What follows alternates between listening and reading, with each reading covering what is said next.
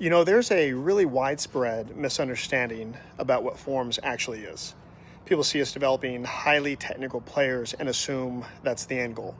They see the precision, the constant touches, the skill, and they think we're just building selfish ball jugglers. But they're looking at the foundation, not the structure. What we're actually building is the type of player whose brain and body are wired to perform intuitively, to stay composed under pressure, and to adapt to any tactical system under any coach in the world. So when someone says forms players just dribble, or a coach says the players won't be able to adjust or adapt to 11v11, or a podcaster says forms can't produce teams that compete, while most of the area's top teams have recruited our top players, what they're really saying is they don't understand the science of development. And here's why.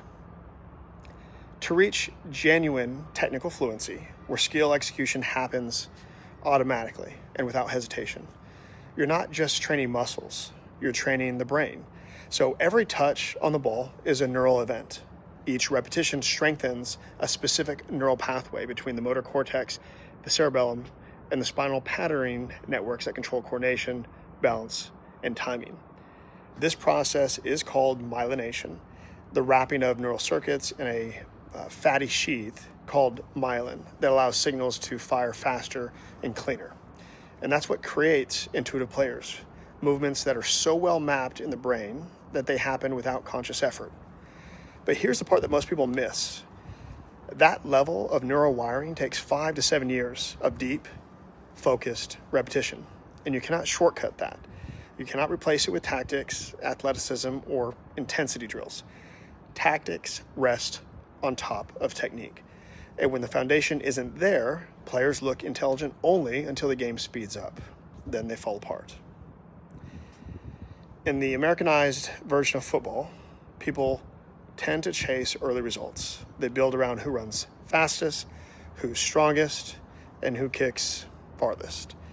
That wins games in the short term, but it kills long-term potential.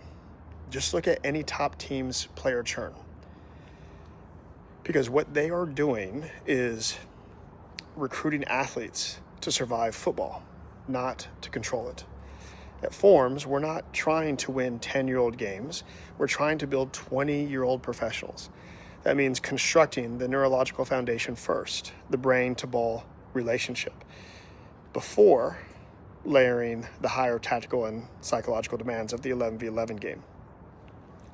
Motor learning research is clear on this. According to Anderson, Schmidt, and Lee, skill automation requires thousands of contextually varied repetition before the brain offloads the action to the basal ganglia, which is the region that handles automatic execution. Wolf and Leithwaite showed that autonomy and external focus accelerate this process, exactly how we design training. Players are guided to solve problems with feel, not with rigid instructions. Klein and Jones demonstrated that neuroplastic change depends on intensity, repetition, and salience, all pillars of our methodology. So no, we're not just making dribblers. We're cultivating motor intelligence, fast, efficient, fully integrated neural control that transfers to every tactical context.